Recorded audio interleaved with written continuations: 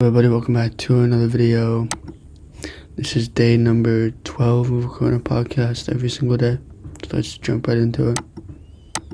If everyone is jumping onto crypto, like by the time you have all the information to make a perfect decision, it's too late.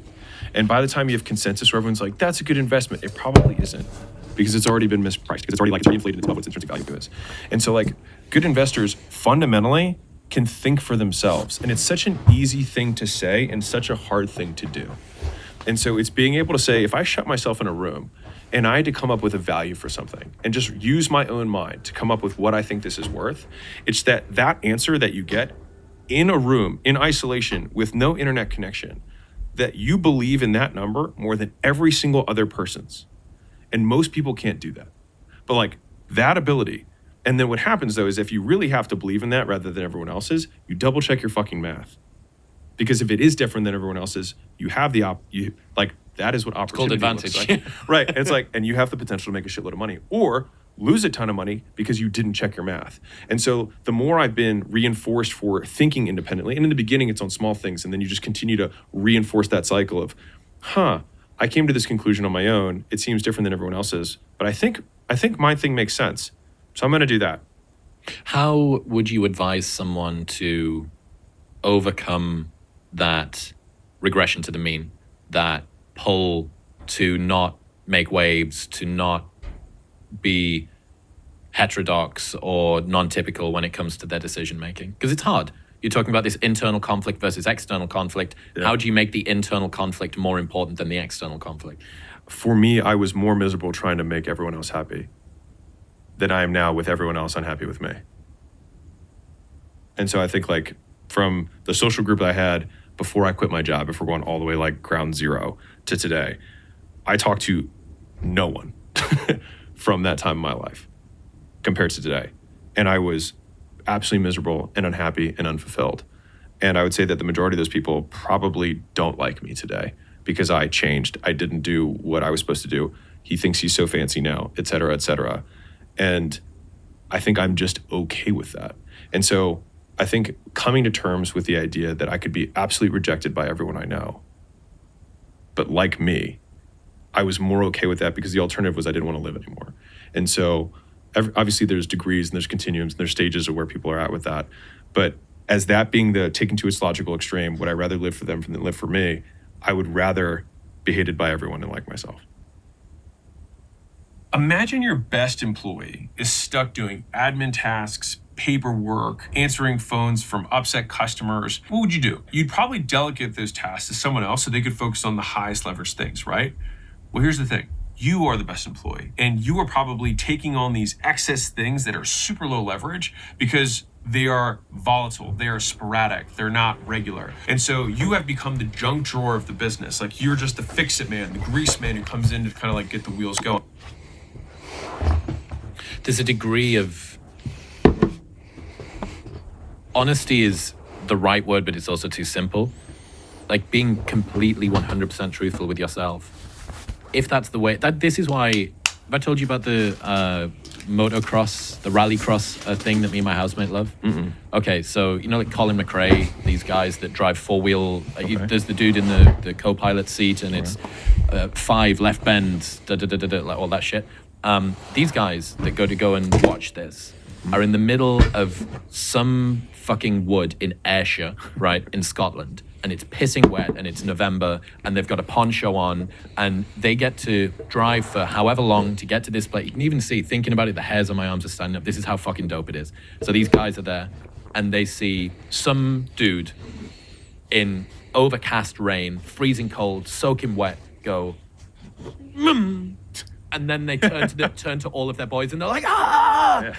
Watching someone who loves anything with that much purity fires me up. Yeah. It fires me up. Like we love watching, we don't watch it for what the cars are doing. Yeah. We watch it for what it does to the spectators. Uh-huh. And that degree of like just unencumbered passion. Yeah.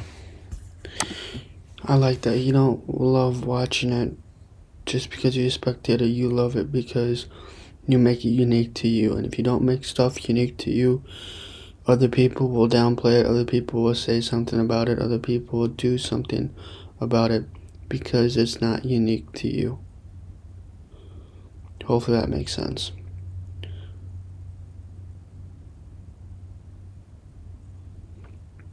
And if it's not unique, then what is the point in continuing on pushing, continuing on driving, continuing on making it yourself, unique to you, unique to your niche, unique to your business idea, unique to you?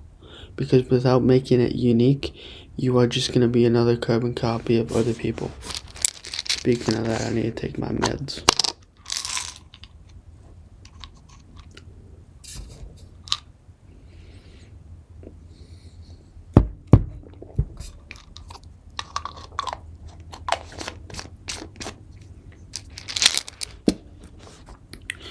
Hopefully that all makes sense.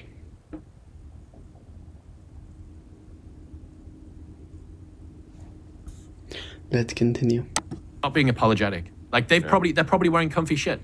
They're not wearing cowboy boots. Yeah, right. You know what I mean? No one. They look like a large condom in this poncho. Do they care? Right. They don't care. Yeah. And that's purity. Yeah. That's truthfulness and honesty. And really, like what are you hoping to be able to look back on your life, or for people to say after you're gone, if you don't do that? He was such a good guy and he never rocked the boat. Yeah. He was such a good guy and he always conformed to our expectations.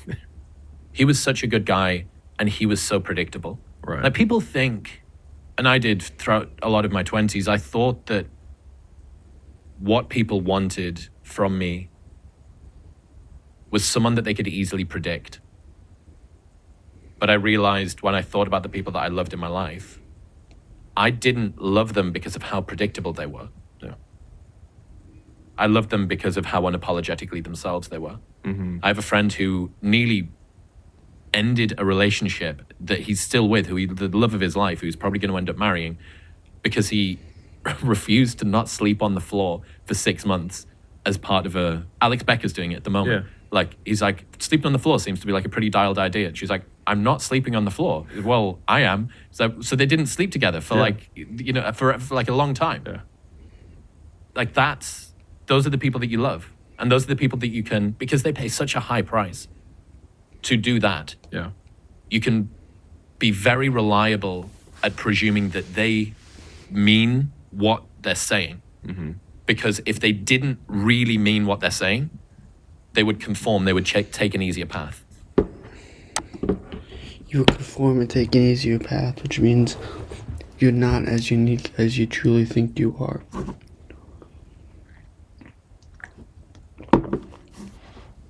Which means only you know what is the best difference for you, not anybody else, because it must be unique to your own path, if that makes sense. Because making it unique to you, making it unique to your own self, means that nobody else will be able to copy you. Nobody else will be able to do what you're doing.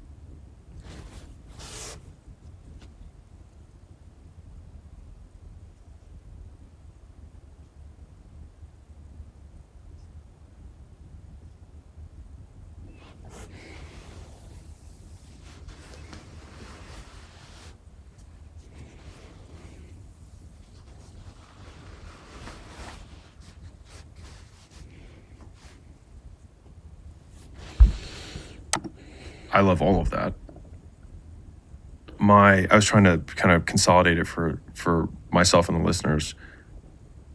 For me, it comes down to truly valuing your opinion of yourself more than other people's opinion of you.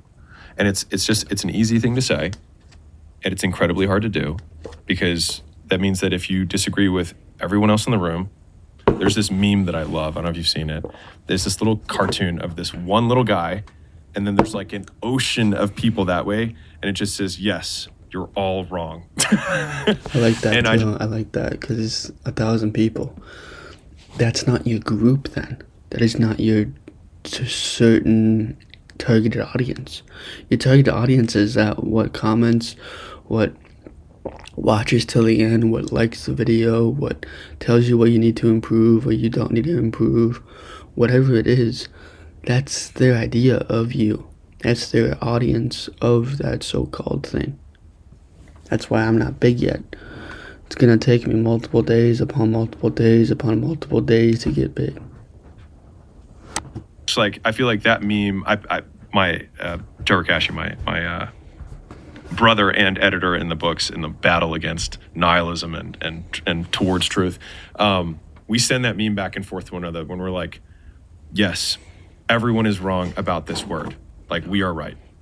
And I think it's just being willing to, like, but the only way you can believe in a thing or an idea or even yourself is because you have the evidence behind you that supports that your belief isn't full of shit. So that when you're in that room and you come up with that one number and you say, I think everyone's wrong, I think this is actually what it's worth, you're not just making it up to say you believe something different.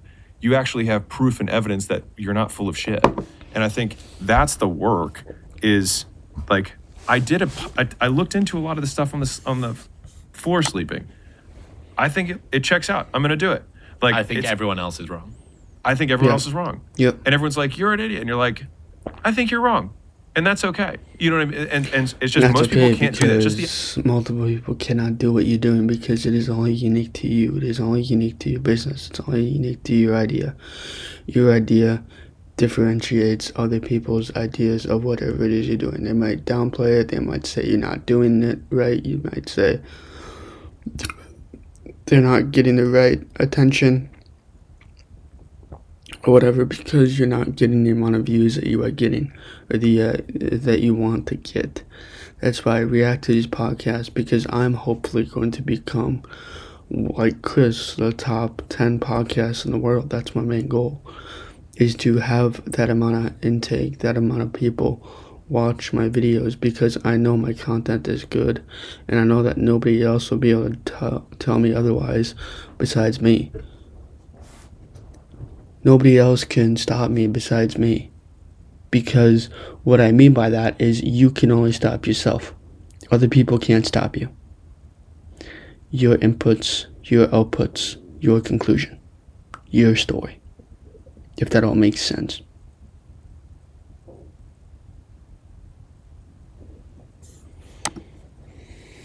idea of being weird is too much. Like, just like. Did you ever, this is quite old now, it's at least a decade old. I think it's called 50 Days of Rejection or 100 Days of Rejection. I love it already. So I love this idea. It's an idea where I've already heard this on multiple occasions, but it's the idea that you are getting with what you entail to be. Which, asking a girl out, or doing that business idea, or doing things that get rejected by. Building that podcast, building that show, building that identity, building that certain persona. So once you get rejected, you keep on going over and over and over again within the repetitions of whatever the hell you're truly doing. And through those repetitions, you gain skills, you gain clarity, you gain thoughts upon beliefs upon beliefs. And through that, you learn so much about yourself. And that's just my persona of listening to this podcast a few times and just reacting to what he's going to say. Series of experiments that you do every day for 100 days. Yeah. There's a different one each day. And one of them is ask for a free coffee when you go to Starbucks. Oh, I love it. Just say, hey, can I have this for free? Yeah. And I don't know whether it escalates over time, but there's like weird stuff, things that you do to people in public, things that blah, blah, blah. And it's trying to overcome that. Like, it's in your throat, you know, when you feel that, and your cheeks get flush and everything kind of gets hot. Get embarrassed. Around here. Yeah, it's that embarrassment, it's that shame, it's that, well, what if they think... Yeah. What? Yeah. What if they think what? Yeah. So, yeah, someone should redo that. The main thing to add is, what the fuck are they going to think about you? Because you're going to be forgotten in 2 generations. Which is, what the fuck are they going to truly think about you? You never know until you have those hard conversations. It's like a decade old now, but someone should redo, I think I'm certain it's called 100 Days of Rejection. Good YouTube idea. That would be a great YouTube idea. To do 100 Days of Rejection or whatever it is. All right, next one. I just want to, I promise you, if you can actually go through 100 days of rejection, your life will change. Because you will realize that at the end of the 100 days, you're still alive and nothing changed. Well, I'm going to die. Yeah. That's the fear. The fear is, I'm going to ask for the We'll be coffee, right back. and they're going to We'll say be no, right back. and then I'll be dead. Yeah. It's catastrophized to death. We all do it. And so, I mean, obviously I come from a sales background, so getting people to say no to me is something that I'm now. If you've asked drunken Newcastle girls where they're going tonight, darling, for a decade and a half on the street trying to give out wristbands for a free entry to a club night no one wants to go to, you get good at rejection as well. That's why I honestly think that everyone is always going to campaign for the thing that they did, right? You're always going to say something along the lines of, I think people can learn a lot from sales. Yeah. And I'm always going to say, I think people can learn a lot from being in club promo. But like, honestly, dude, the insight that you get into human nature from doing that, from seeing what do people object to and why do they object in that way, and what happens if someone like gets physical with you because you tried to do it and you go, oh, well, I wasn't in the wrong, so de-escalating this should actually be quite easy, and I can have faith that everyone's going to see me as the right guy, even if somebody else took objection with what I was doing. So yeah, long story short, become a club promoter. All right, next one. There's a big difference between becoming known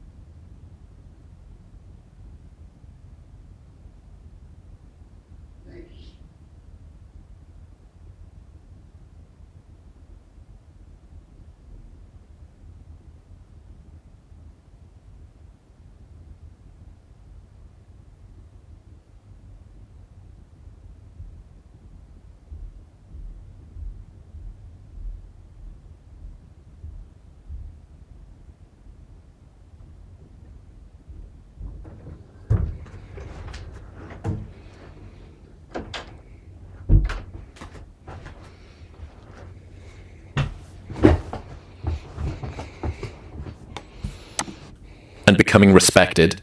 Don't let an algorithm convince you otherwise. And Doug. Imagine if we could tell everyone here that Liberty Mutual customized. Part a lot. I mean, I think this is probably super pertinent for people in our position. But I'll go from the internet perspective and we can circle back to IRL. But I mean, a lot of people will make content. So obviously I make stuff for me too. Like talk about artists making things for themselves. Like I make most of my tweets are just like notes to self. But like if I ever feel like I have to sacrifice who I am or the values that I believe in order to like get more views or something like that, I see it happen more times than not because the algorithm and the views and the likes become kind of a proxy for conforming in their own way. Like everyone likes this type of thing, do more of that. And that makes me feel very like dance monkey dance. And I think there's few things that kill my soul more than that. And so I would rather the algorithm shut me off tomorrow and I continue to make stuff that I find interesting, that 10 people find interesting, that is actually the same stuff as me. Agreed, because if it does not make it unique to you, if you don't make it interesting to you and you want to make it over and over and over again, then there's no point to continue that content. There's no point for you to continue that, because if it's not interesting, it's not intriguing to you or the viewer, then what's the point in doing it? I'm only doing this just so I can make money online. That's the only reason why I'm doing it, just because I really find this interesting, and reacting to podcasts, which I find interesting too, which I only do it because I find all this stuff interesting. I like it. It's intriguing. It draws me in. I'm trying to draw the viewer in too, which it's only interesting to you if you make it interesting to other people. What he's implying. Then just have these viral hits that I feel like I'm Ronald McDonald in, and just feel like I've completely lost my soul. And I do think, as a side note, that if you do the first one where your intention is to maybe help find the 10 people who are really interested in your thing, you probably will create more of the viral hits. But when you solve for the other way, I think you accomplish neither. I have this theory that more creators fall out of favor because they become cringe than because they become irrelevant. I love that. Yeah, I love that. I think it's true. I think more creators become cringe instead of falling out of place because you are afraid of what the other people will say, what the commenter, what the viewer. You're afraid of them. You're not afraid of whatever you are doing because what you are doing makes it unique to you and only you. if you think about the thing that you do, almost anything that anybody is creating is public facing, because if it wasn't public facing, it would just be a hobby. Doing your painting because you love painting is a hobby. Doing your painting to try and sell it is something that you do as a business or as a public project. The flywheel is so vicious in the positive direction and even more vicious in the negative direction. If it becomes cancerous or uncool or untrendy or catastrophic or cringe to be seen to be watching or listening to or consuming the thing that you make, you're permanently going to be swimming upstream, and it is only going to get worse. Which is why you look at Shane Gillis is a really great example of this at the moment. He's someone who is great at his craft, big platform, moved to Austin, got all of the multipliers in place, but he isn't cringe. Mm-hmm. And because he's not cringe, if you've watched Beautiful Dogs, his Netflix special, It's not uncool. It's like there's this idea in publishing, because I've been doing my research ahead of the book.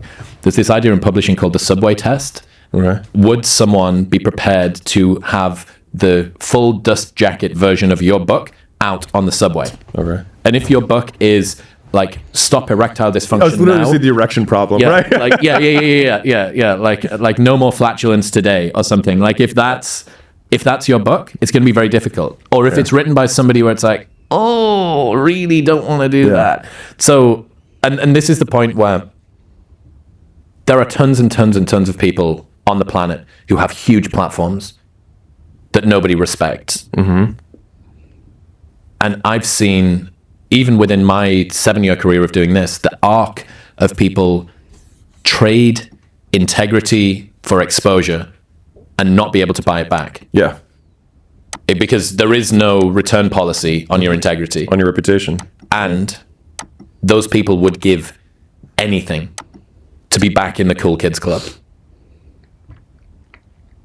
I mean, this is I love this entire train. I love this too. I was thinking, like, what creates, like, what's timelessly not cringe, right? Like, so, like, if cringe is the ultimate, like, what we don't want, then, like, what is forever not cringe? And the only thing that I can, like, really think of is just true authenticity, which is an overused word, but again, easy to say, hard to do. I think what is forever cringe on the equal opposite side is pandering. Like, whenever you're seen as someone who's only doing stuff for other people's opinion, approval, likes, whatever, especially double cringe when it's for your own personal gain.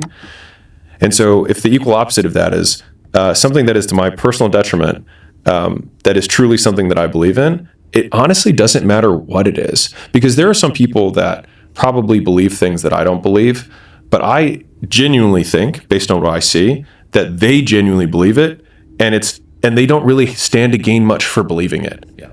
There's no cringe there. It's just like that man fucking believes that. And I think that some of the characters in our current, politosphere and things like that, like many people, you say the word Trump and you have half the people who hate you and the other half that love you. It's like, I think most people agree that he believes what he says.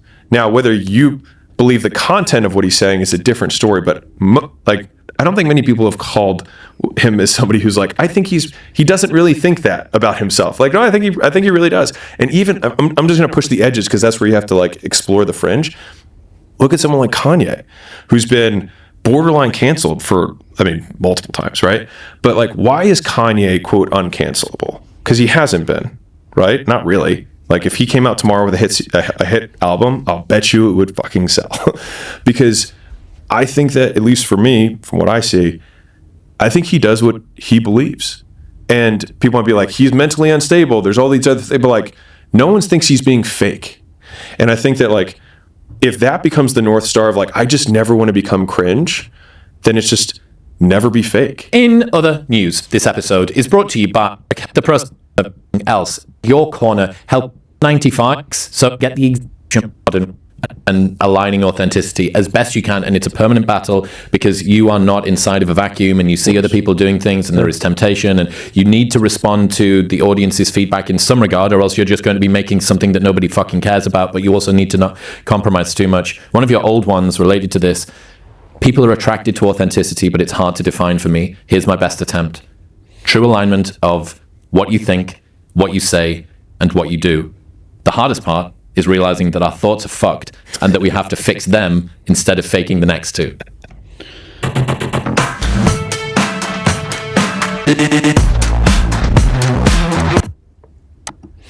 But like, it's not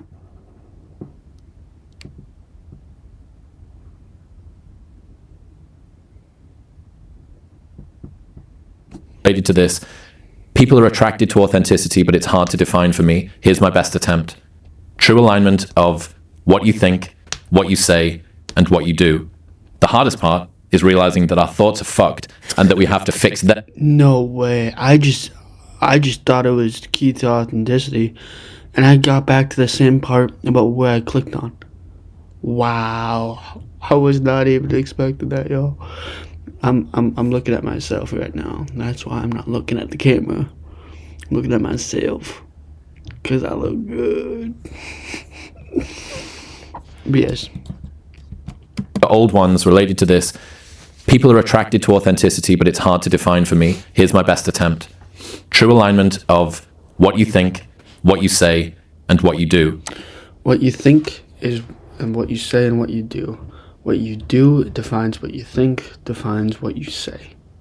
What you do defines everything within the rat race of whatever it is you're trying to do. What you do is more importantly to what you think, and what you say is the most important thing, because what you do is more than what you say. What you do is more than any one of those three, which means authenticity means what you do is more so important than what you say and how you think about it. Because you can think about something and say something totally different, but you're still doing that same thing. But you're trying to differ or describe what you're doing, so then you can define what you say and how you do it, if that makes sense.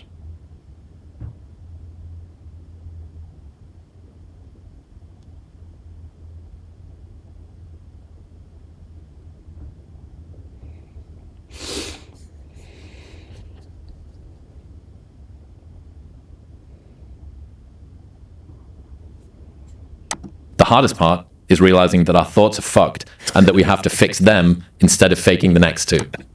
Just to realize that our thoughts are fucked and we have to fix that versus facing the next two.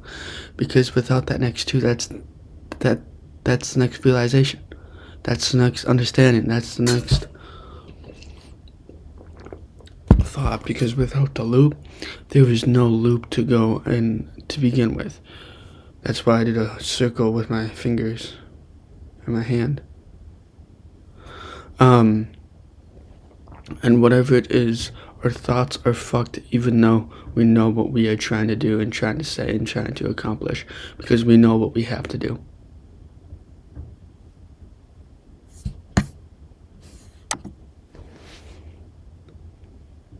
wholeheartedly agree. You said it. Man. Yeah, that's dead on. Well, I've got a really cool idea. Herostratic fame. Many people would rather be hated than unknown. In ancient Greece, Herostratus burned down the temple of Artemis purely so that he would be remembered. Nowadays, we have nuisance influencers who stream themselves committing crimes and harassing people purely for clout. Herostratic fame. I like that. Yeah, that's like you gain the world, but you lose your soul. Kind of. I mean, I'm also the last person to judge. I like what he said. You can rule the world, but you cannot have a soul. Our souls are meant to be unique, meant to be unable to do the things that we want to say and become that better version of ourselves, because without that better version, we are nothing besides the thoughtless of time and action and space. And so, like, if that's what you want, then by all means do I don't it. think it's what people want. I think that they think it's what they want. I've been playing with this idea, or this name. One of the concepts that the book will be focused on, intentionalism. And Essentialism by Greg McKeown's one of my favorite ever books, and I figured it would be a nice, like, hat nod. Doing what you mean to do and wanting what you want to want. Doing what you need to do and wanting what you want to want. You can want whatever the fuck you are. Whatever the fuck you want to be. But doing the things that you want is different than wanting the things that you want. Doing the things is way more than wanting, because wanting is just in the thought, and doing is actually within the action of timeless space. If that makes sense, because it makes total sense to me.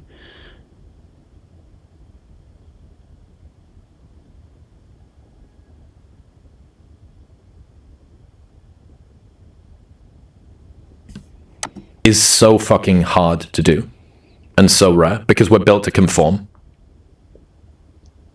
I think one of my life goals, and I can summarize it in a question, but is to be fearless. And it's, I mean, equal opposite courage is another word. But I love this question, which is, what would you do if you weren't afraid?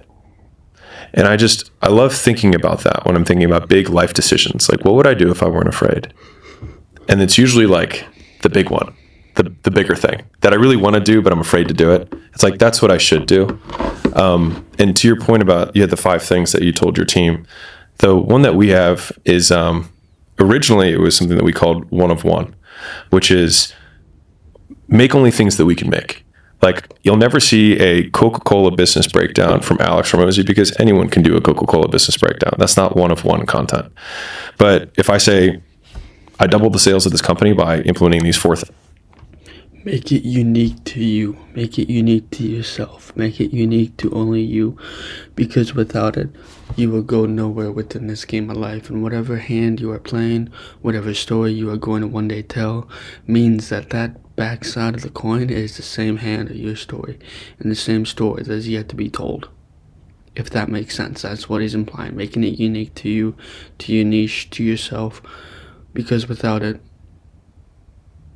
you will just be another carbon copy of another big company or another story, is what he's implying.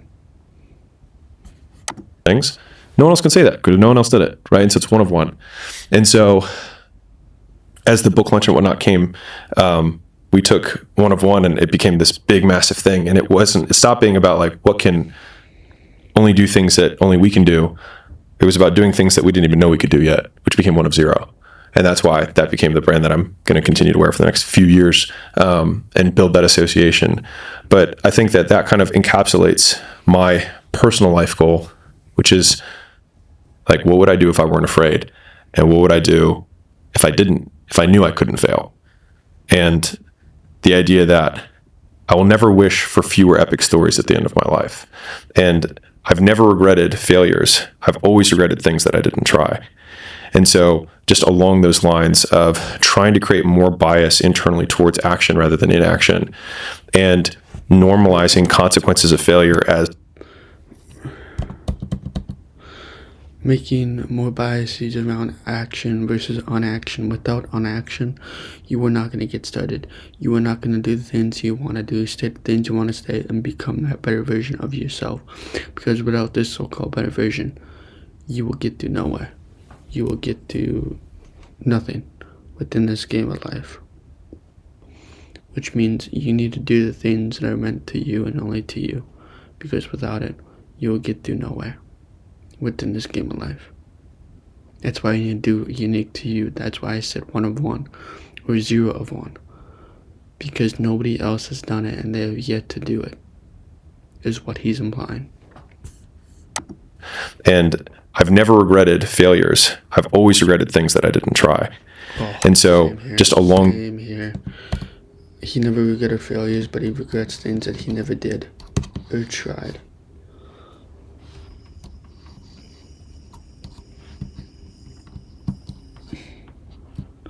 Which means he never regrets anything that he did not try. He regrets things that he has not tried, and he regrets his failures.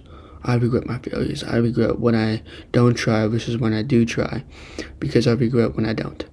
I regret when I don't make that video, when I don't make that content, when I don't do the things that I want to do, when I don't journal, when I don't meditate. I regret around those things. Without regression, there is no progression. There is no happenstance. There is no resistance within the cells that you are trying to sail. Hopefully that makes sense, because it makes total sense to me.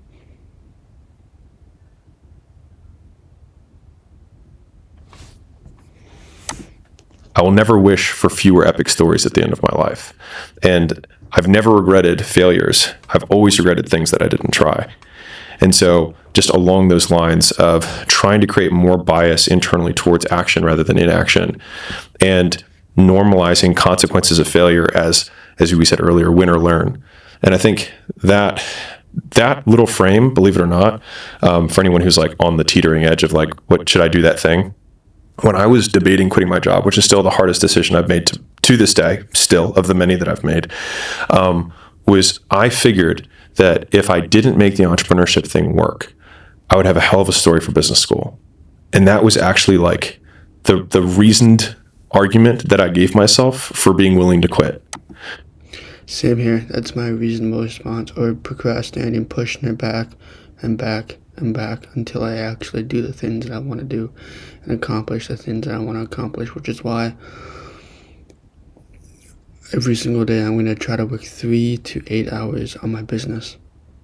That's my end goal. 3 to 8 hours. That's what I want to do. That's what I want to accomplish. So I'm going to try as much as humanly possible to do that thing. Was that I think that with my experience, I'll still be able to get a job, and I'll have a really cool story of entrepreneurship that I could use to apply to get into business school and then eventually get a job later. And so most times we catastrophize any failure to death, right? Which is like, I'm gonna fail, I'm gonna lose all my money, I'm gonna be homeless, no one's gonna talk to me, I'm gonna die, right? But like, if you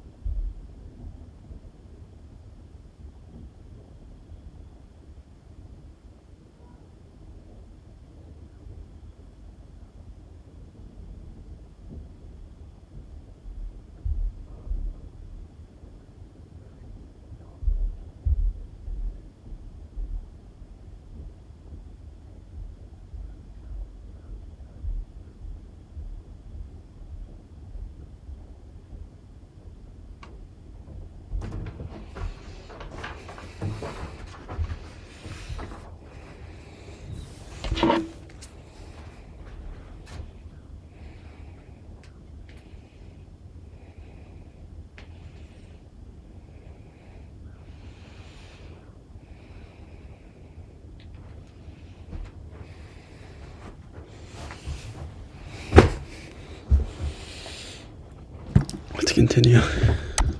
Play it out 2 natural steps. Like, okay, I lose everything. What do?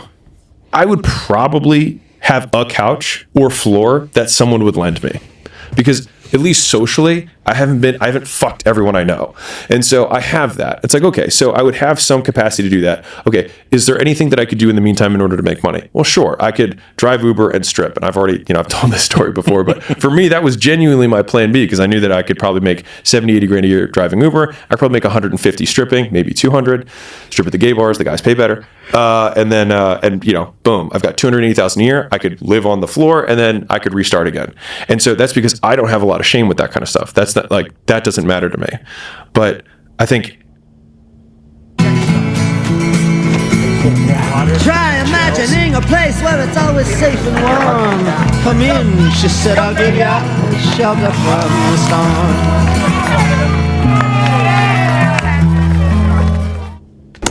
Whoa. What's that? I just built a budgeting app in Base 44. Guys, need to just playing out the fear. Layla says this, and I love it, but that fear is a mile wide and an inch deep. And so it looks like this ocean that you're going to step into and drown. But as soon as you step into it, you realize it was not that deep at all, and you can keep walking through it. And I just love that visual, because a lot of times when it's like we have this anxiety around this big decision we have to make, if you actually take the step and realize that it's not death, you're not going to drown immediately. There's plenty of other steps you can take from there, even if you get a little wet. Did I tell you my story about a friend who went through a cancellation and was worried he was a coward? Oh, like a public cancellation thing? Okay. So I went for dinner quite a while ago now with this guy that I was pretty interested in, and he knew what I did, and we sort of bumped into each other, and what are you doing? Let's go for dinner. And I knew about the situation that he'd been through, but he didn't know that I knew. So I was like, tell me. Like, there's no pressure, and he was able to be unencumbered.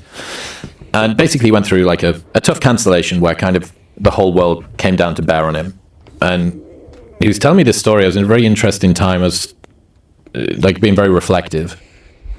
And he said, my whole life I'd been worried that I was a coward. I was terrified that I was a coward.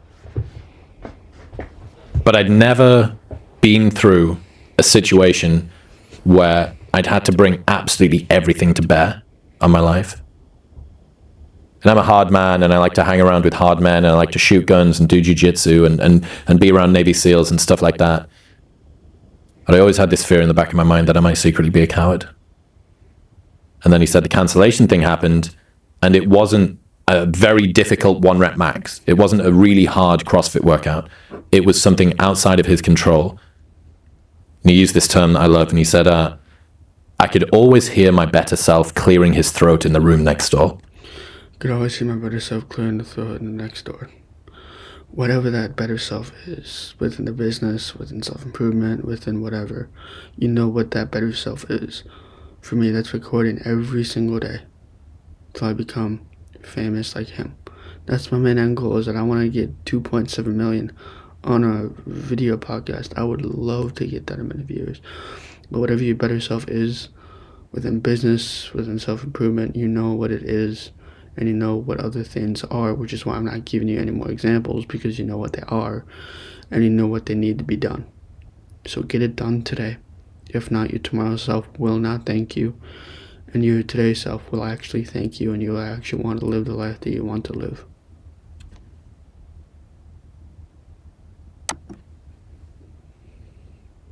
And I always wondered what would happen if I had to really, really wrangle everything, if the whole world came crashing down on me. And I wanted to work out whether or not I was a coward. And he said, thankfully, he kicked the door in and came through. But I just loved that I could always hear my better self clearing his throat in the room next door. But he'd never been fully tested. Done lots of hard things, a lot of acclaim, very successful, blah, blah, blah. But we all know, that's your thing, right? Like, but I'll know about whether or not you've left something on the table. Mm-hmm. And there was always just 5% still in the tank when he was doing things, about how he felt, about how invested he was. He always had a get out of jail free card in one way or another. And I love that. I could always hear my better self clearing his throat in the room next door. 2 things on that. So I think if we're consolidating some of the points we were making earlier, the "but I'll know" refrain, I think that a lot of the personal excellence comes down to making the "but I'll know" more important than the "what will everyone else think?" Because I think the true test of whether you're a quote perfectionist or not is if everyone else in the room says it's exceptional, and then you say, "But I'll know it's not because I don't think it's exceptional yet." If you still break what everyone else believes is beautiful so that you can make the thing that you make it the way you want it to make, or make it the way you want it to be, I think that is probably like the truest test of whether or not you really do value your own opinion over those of other people's. And if you really want to be true to quote the art, whatever your art is, art, I'm using it as a generic term, it could be the career or even like the financial projections that you're supposed to do at your company. Like, there is a way you could do it and do it absolutely fucking excellent, and there's a way you could do it that you could phone it in and probably not get in trouble. But the thing is that you'd know, and then you'd be the type of person who always phones it in, and that to me is disgusting, and that would make me disgusted with me, and that is the thing that would make me want to peel my skin off, because I would hate me. And I think that's why so many people do hate them, because they do settle and they do make these things and they do know and still ignore it. And so they ignore the man in the other room who's clearing his throat, and they shut the door and they lock it and they never let that guy in. And so they look like everyone else, they act like everyone else, and they get what everyone else gets. America was built on the backs of men who smoked cigarettes, drove without seatbelts, and had bacon for breakfast. If you miss your biohacking routine this morning, you're going to be okay. There's a time for leverage, but there's also a time for violence, which is just brute force. People get really obsessed with optimal, which is getting the most bang for your buck. But there's also maximizing, which is just getting the most bucks. You lose more life trying to optimize everything than just living it. The stress of trying to be perfect is killing you more quickly than your imperfections. Mm.